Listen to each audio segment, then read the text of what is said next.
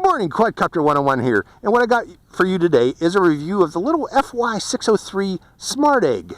Looking at the SMARTEGG, you'll see that it's very well protected little flyer.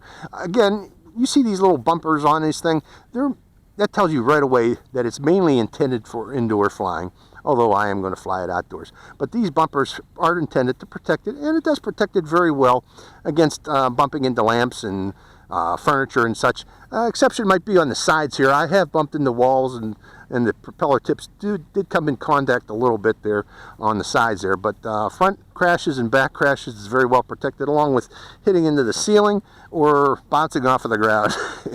It's a very well protected little quadcopter. Now this frame removes very easily. It just pops off and on, so if you do want to fly it without the frame, you can do such. I'm going to start off flying with the frame, and then maybe later on we'll take it off to see how it improves the performance.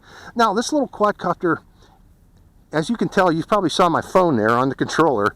This does have a Wi-Fi FPV transmitter in it, so you could fly FPV with this particular quadcopter. However, the camera is only 0.3 megapixels, so don't expect high resolution images off of it. One thing about the quadcopter though is it does have a proprietary battery, unfortunately. So if you want to continue flying, you're going to need to purchase additional batteries or recharge the battery out in the field to keep on flying. Other than that though, it is a smart looking little quadcopter, and it does, I have to mention, it also comes with 2 spare motors. So if you burn out motors, you got spares with you here. I don't know how often motors will burn out on this though, but they did provide motors for you. It's also nicely packaged, I gotta say too. But let's go over the controller here. It does have a holder for your smartphone. The software that utilizes the FPV software is Wi-Fi UFO, and we'll show that here shortly. The controller itself, the buttons here, it has photo and video button, which do not work since this is a Wi-Fi quadcopter. So, you know, to record video, you are going to need to use the app on your smartphone and select record on that. You can change the rates by pushing this button to the left, and you can do flips by pushing this button to the right and telling it which direction to flip. You do take off. To start the motors, you press this button here, and it will also do an automatic landing by pressing this button here. When you start the motors, it just brings them to idle, and you're going to have to manually increase throttle to bring it up off the ground. But when you press the land button, it will do an automatic landing. It does have headless mode, which you activate by pressing this button here upward.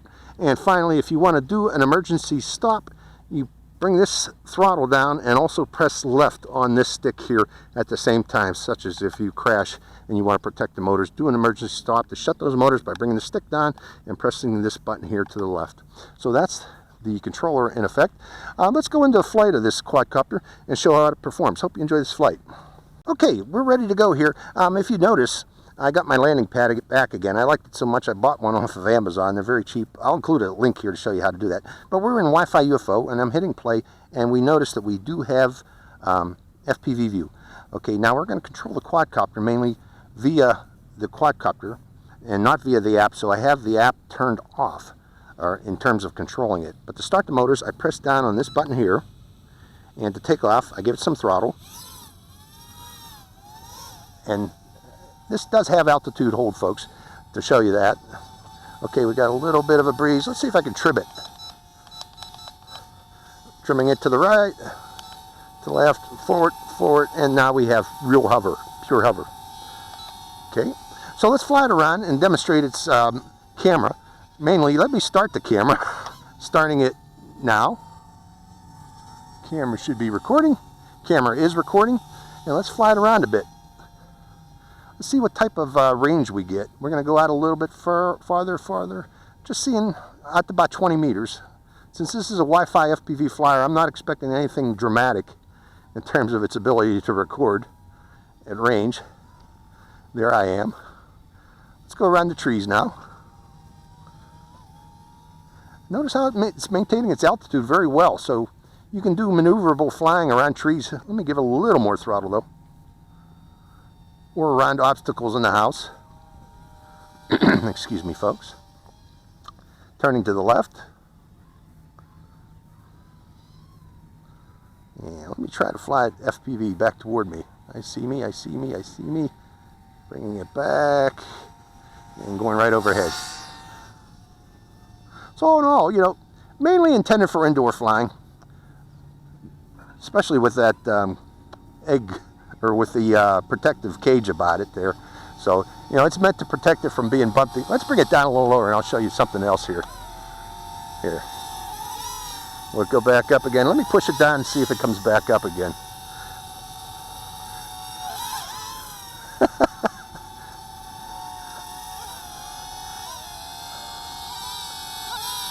See?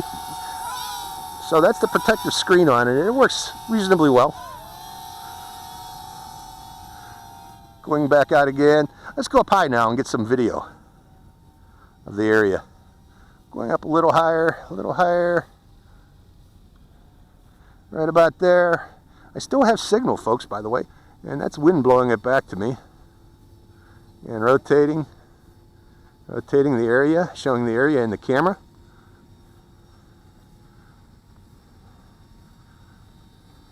Okay, from up there, let's try the landing. Let's bring it down lower here. Actually, let's try landing from way up there. Pressing the land button. Let's see it land. This is its automatic landing, folks. It's coming down, coming down, coming down, and landing. Will it shut off? That's the next question.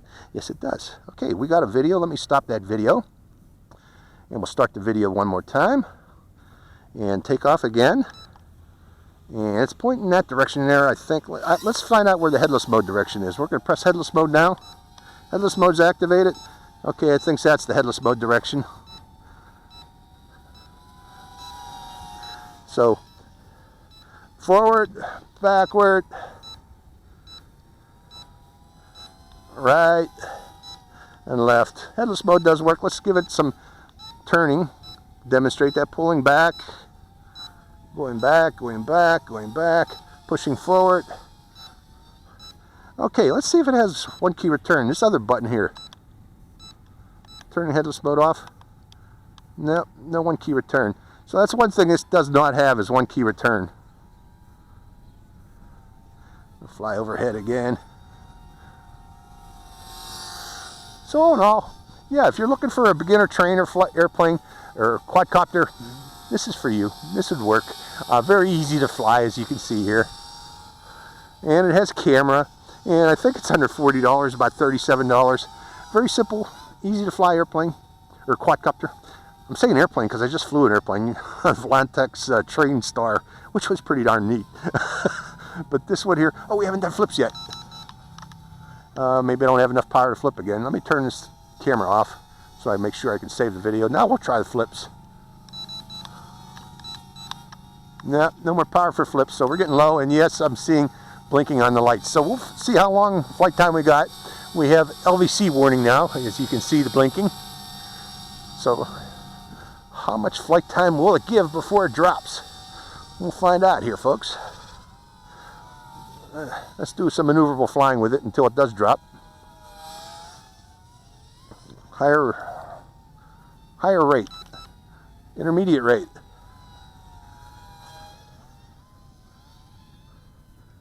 There, it's dropping now. It seems to be dropping now. So that's its flight time, folks. So, all in all, the Smart is designed to be a beginner quadcopter, learn to fly quadcopter. It does have FPV, because all beginners want to have that FPV that you can use through your phone. Very easy to fly. All in all, yeah, I guess this would be great for beginners. So I hope you enjoyed this flight. This is Quadcopter 101, signing out.